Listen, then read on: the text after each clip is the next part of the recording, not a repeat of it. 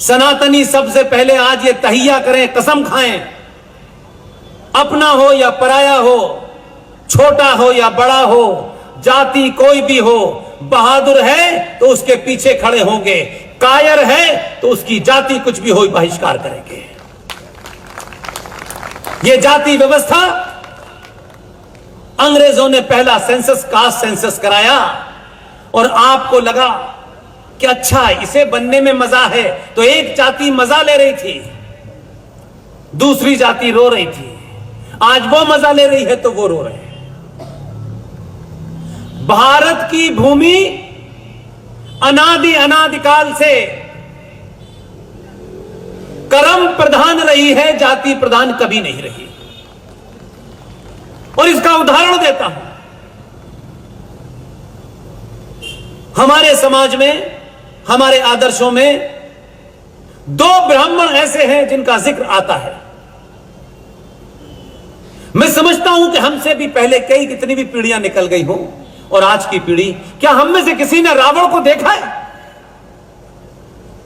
हमने तो नहीं देखा, लेकिन उनके बारे में एक किस्सा है जो चल रहा है कि रावण ने ऐसा ऐसा किया। उस समय की मर्यादाओं को धक्का बताते हुए वो उनकी पत्नी को उठा के ले गया। यही है ना आज का सनातनी हिंदू। उसको कुछ पता नहीं, उसने देखा नहीं, कुछ नहीं जाना, लेकिन उसने ये सुना है, और कई सालों से ये सुनने का सिलसिला है, क्योंकि हमारे यहां ओरल ट्रेडिशन था, लिखने का ट्रेडिशन नहीं था।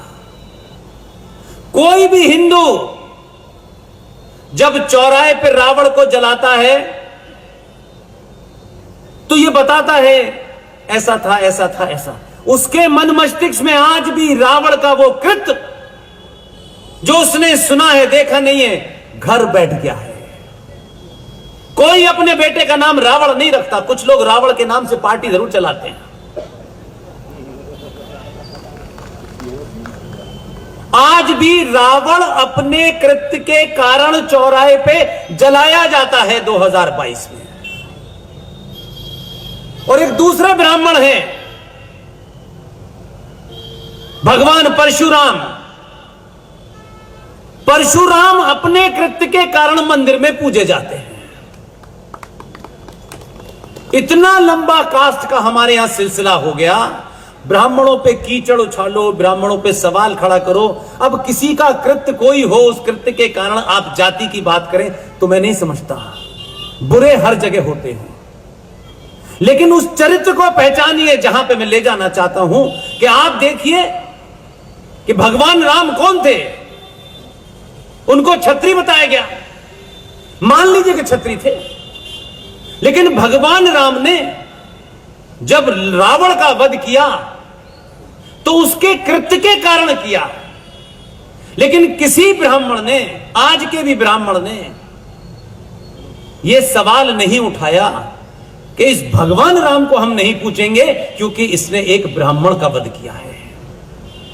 आज तक यह आरोप भगवान राम पे नहीं लगता कि उन्होंने ब्राह्मण का वध किया है। और वही ब्राह्मण उस मंदिर में बैठ करके रावण जैसे ब्राह्मण जाति से गलत काम करने वाले, उस रावण के वध करने वाले राम की पूजा करता है। फिर जाति का पाखंड आगे आप ले गए, लेकिन वही ब्राह्मण मंदिर में बैठ करके वाल्मीकि की लिखी रामायण पढ़ाता है, शर्मा जी की लिखी नहीं पढ़ाता। यह है ताकत आपकी। लेकिन दलालों ने, चोरों ने, उठाईगिरों ने भारतीय राजनीति के अंदर जाति का खूब दुरुपयोग किया है। जाति के नाम से हजारों पार्टियां बन गई हैं। और जो संकट आया, तो आज के परिप्रेक्ष्य में यह बड़ा मुश्किल है कि आपको इस मन से कोई राजनेता यह बोल पाए, क्योंकि उसकी मजबूरियां हैं, क्योंकि वो मंत्री पद पर बैठा हुआ है, वो नहीं बोल सकता। मैं उनके लिए आसानी कर रहा हूं, किसी को खुश नहीं कर रहा। ये उनके लिए आसानी हो जाए किसी तरीके से, क्योंकि वो बोल नहीं सकते। मेरे पास एक ताकत है मैं उधर जाने ही नहीं जाना चाहता, उधर जाके मुंह बंद हो जाएगा, यहां खुला हुआ है, इसलिए कोई भी बात कह सकता हूं। उधर वाला बंधन में बंधा हुआ है, कुछ लालच भी है, हिम्मत नहीं है। और भारत के राजनेता तो ऐसे राजनेता हैं कि वो हमारे गले पड़ गए कि इस बार मैं ही समाज सेवा करूंगा, मुझे ही जिताओ। अरे तुम्हें समाज सेवा करनी है, जाकर के चादर बांटो, कपड़े बांटो, लेकिन एमपी बन के ही समाज सेवा करेगा बेचारा को। इस बार तो फिर जिताओ मुझे। अरे भाई तुम समाज सेवा कहीं और कर लो जाके, क्या एमपी बन के ही करना है क्या? ये बीमारी है, वो मक्कारी है, वो छुपाता है। सेवा करना होता तो 70 साल में इस देश में पढ़े लिखे लोग जिन्होंने बड़ी बड़ी डिग्रियां ली हैं, जिनके बेटे बेटी बाहर हैं, तथ्यों पे बात कह रहा हूं मैं। इतिहास उठाइए, 1947 के बाद 1948 में जब गणना हुई तो भारत के अंदर वृद्ध आश्रम बहुत कम थे, और यह सिर्फ हिंदुओं में हुआ है। आज जितनी तरक्की हिंदू समाज ने की है, उतने ही वृद्ध आश्रम बन रहे हैं।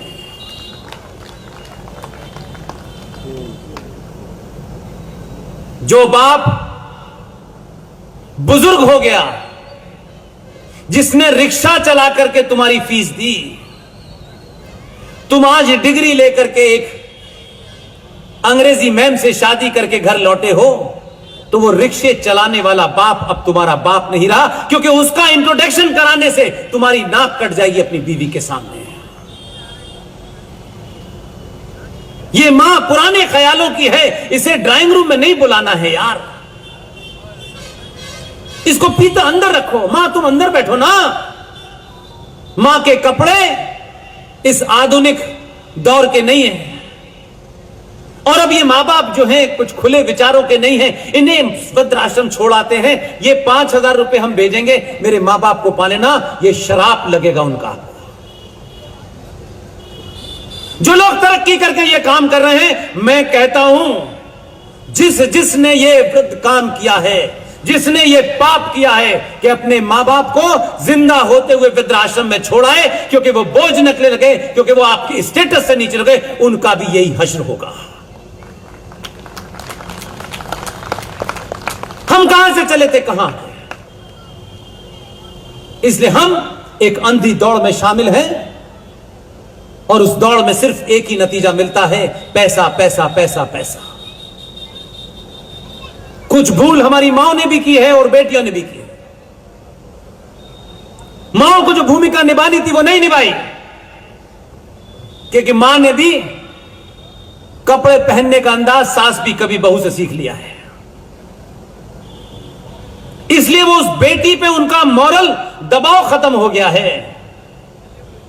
इसलिए मां बेटी बैठ करके फिल्म देखती है, फिल्म देखनी चाहिए, अच्छी बात है, लेकिन मां भी उसी में चली गई थी, बेटी भी चली गई थी, और फिर वो ये तय करते हैं कि खूबसूरती की परिभाषा तैमूर की अम्मी है।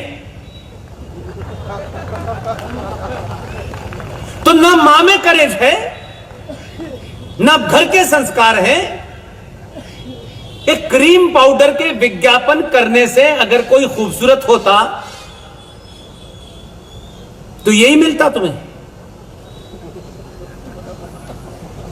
अगर हमारे इतिहास में और वर्तमान में, क्योंकि युवा है मैं इसलिए कहता हूं ये बात, अगर भारतीय समाज सनातनी को खूबसूरती की परिभाषा दो हैं, आज के युवाओं के लिए और आज से पहले पीढ़ी के लिए, मेरे दिमाग से खूबसूरती की परिभाषा छत्रपति शिवाजी मां की मां जीजाबाई है। और आज के युवाओं के लिए अगर वो ये कहते हैं कि हम जीजाबाई को नहीं देखा, तो क्योंकि हम फिल्मों को देखकर ही अपना हीरो चुनते हैं, तो आज के युवाओं के लिए, बेटियों के लिए अगर खूबसूरती की कोई परिभाषा है तो बाहुबली की देवसेना है।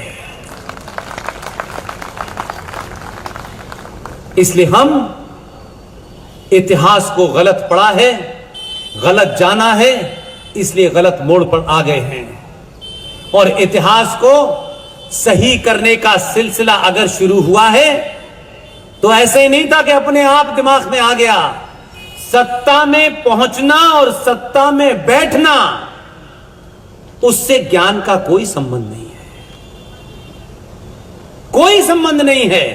क्योंकि भारतीय सनातनी समाज पद पे बैठे हुए आदमी की इज्जत इसलिए करता है कि उसे लगता है यही ज्ञानी है। मैं बार बार कहता हूं, जिनके पास पद नहीं है वही ज्ञानी है।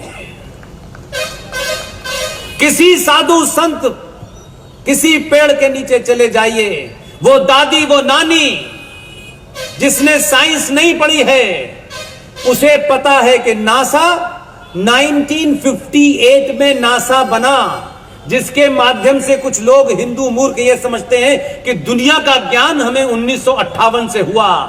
हमारी नानी, दादी, परदादी गांव में चले जाइए, वो 5 रुपए के पंचांग को देखेगी और बताएगी, बहू कल खाना मत बनाना क्योंकि सूर्य ग्रहण पड़ने वाला है। उसके लिए नासा की जरूरत नहीं थी।